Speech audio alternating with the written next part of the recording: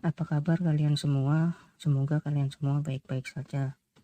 Beberapa dari kalian yang mungkin berada di usia antara 20 sampai 30 tahun, pasti dari kalian pernah menghadapi kondisi di mana kalian merasa bahwa hidup kalian sangat tidak berguna.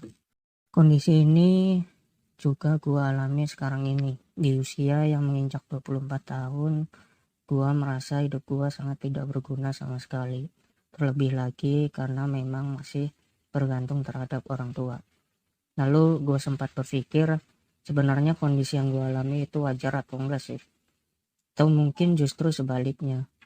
Belum lagi ketika lu dengar omongan tetangga yang lebih pedas dari cabai rawit. Setelah gue baca-baca artikel dan mencari solusinya di internet, akhirnya gue nemuin salah satu artikel yang membahas tentang masalah ini. Jadi di artikel tersebut dikatakan bahwa quarter life crisis merupakan kondisi yang dialami oleh orang-orang dengan rentan usia 20-30 tahun. Periode ini ditandai dengan kondisi di mana seseorang sering merasa galau, hilang arah, merasa masalah datang bertubi-tubi. Hal ini kemudian membuat seseorang merasa ada yang perlu dibenahi di dalam hidupnya. Tetapi masalah ini sebenarnya wajar terjadi mengingat di usia tersebut seseorang tengah mengalami fase transisi dalam hidupnya. Seperti lulus kuliah, harus bekerja, dan mengemban tanggung jawab baru. Berikut beberapa masalah yang kerap dialami orang-orang saat berusia 20 tahun atau awal quarter life crisis dan bagaimana cara untuk menghadapinya.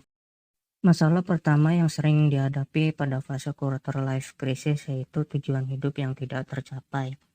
Beberapa dari kalian pasti pernah merencanakan sesuatu dan ternyata itu tidak sesuai dengan yang kita harapkan.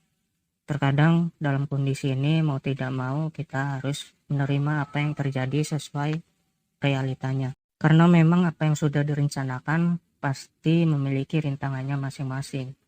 Untuk itu kamu perlu memakluminya, berkompromi dengan tujuan hidupmu, dan menikmatinya sebagai bagian dari proses menuju nasib yang lebih baik. Masalah yang kedua yaitu urusan karir yang berantakan. Setiap orang pasti memiliki cita-citanya masing-masing. Ada yang ingin menjadi wirausaha ataupun menjadi pekerja kantoran. Dalam perjalanannya, pasti dalam karir akan mengalami kekacauan di beberapa titik.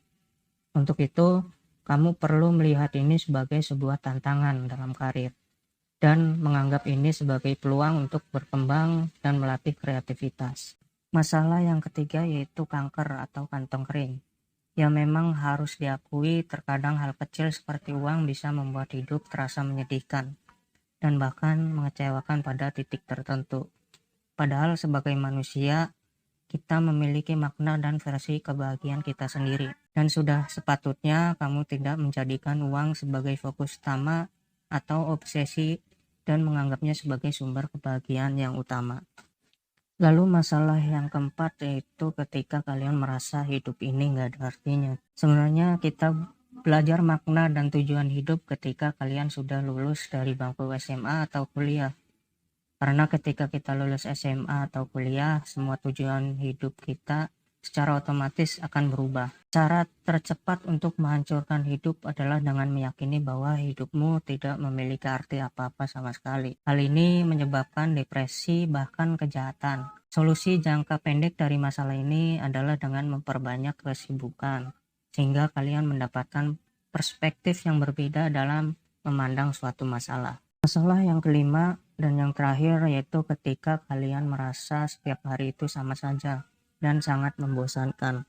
Sebenarnya hidup membosankan itu tergantung bagaimana setiap orang menghadapinya. Jika kalian tidak produktif dalam memanfaatkan waktu, itu akan membosankan. Keluar dari zona nyaman memang sangat sulit, tetapi jika tidak dipaksakan maka itu semua tidak akan terjadi. Solusi dari masalah ini, kalian bisa mencoba hal-hal baru dan bereksperimen dengan berbagai hal. Memang harus diakui pada usia 20-30 tahun masih ada beberapa dari kita yang mengalami quarter life crisis. Mungkin masih banyak quarter life crisis yang pernah kalian alami selain dari hal yang telah disebutkan tadi? Jika ya, kalian bisa tulis di kolom komentar. Dari beberapa hal yang udah gue sebutin tadi, semoga kalian bisa mengatasi salah satunya, bahkan semuanya. Untuk membantu gue juga keluar dari quarter life crisis, kalian bisa subscribe channel ini dan like video ini. Terima kasih sudah menonton video ini hingga akhir. Sampai ketemu di video selanjutnya.